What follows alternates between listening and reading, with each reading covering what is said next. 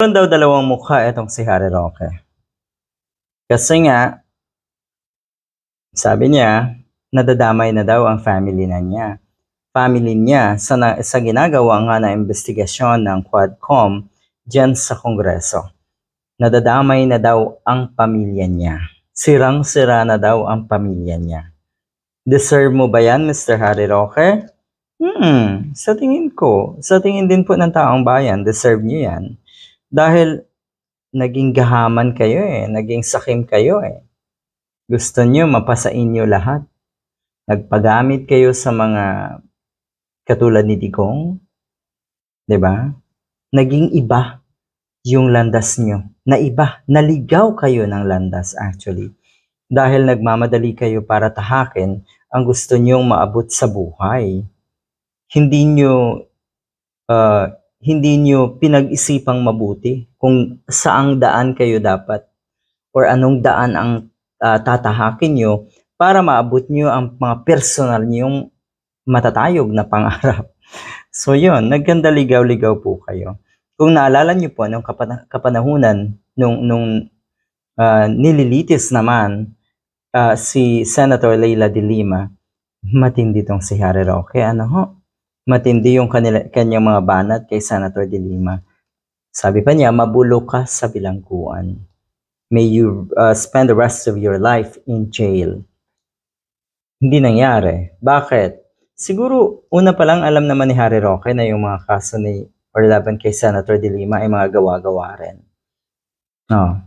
Ay ngayon naman, umikot ang gulong, umikot ang mundo, na mukhang kayo naman po ngayon ang nahaharap sa napakaraming akusasyon, nahaharap sa napakaraming investigasyon, at mukhang sooner or later, kayo po ay makukulong. At mukhang yung sinabi nyo na may you spend the rest of your life in jail, mukhang sa inyo po mangyayari. Pero balikan natin kung bakit naging dalawang mukha nga na itong si Harry Roque.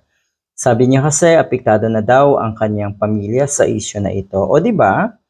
Pinersonal mo rin ng mga panahon na yon si Senator de Lima. Ito, merong isang quote dito. Pinagsamantalahan mo ba itong si Leila de Lima nung nagkaroon kayo ng relasyon? Napakahilig mo namang magsalat. So yan, talagang hinalungkat, talagang pinahiya, winalang hiya ng isang Harry Roque si Senator de Lima. At ano po ang nangyari? Yon, tumibay. Lalong naging matapang sa Senator de Lima dahil alam niya sa sarili niya, wala siyang kasalanan at hindi niya inisip syempre na balikan itong mga katulad ni Harry Roque. Pero yun nga, tadhana na mismo ang bumalik sa mga pinaggagawa ni Harry Roque kay Senator de Lima noon. Ito yung pahayag ni Roque. Anong kinalaman ang pribadong buhay ko sa usapin ng Pogo? Yun. Kasi daw winawasak ng Quadcom ang samahan namin mag-asawa at pinapahiya ang aking mga anak. O deserve mo yan. At sino po ba ang may kasalanan? Inisip niyo pa po ba yan bago niyo gawin itong mga kabulastugan na ito at kawalang hiyaan? Natural hindi. Dahil ang nasa isip niyo noon ay makamkam ang lahat ng yaman para nga naman kayo ay hayahay sa buhay, lahat ng gusto mong earthly pleasure ay makuha mo. Ganyan po ang nakikita natin kay Harry Roque. Matalino ka, oo, may dunong ka. Pero mukhang mas lamang, 'di ba, yung kasakiman mo kaysa sa dunong mo. Hindi maganda 'yan. Kailangan laging lamang yung ating utak, yung ating isipan sa mga bagay na makamundo, sa mga bagay na alam natin na hindi naman permanente dito sa mundo. Good luck.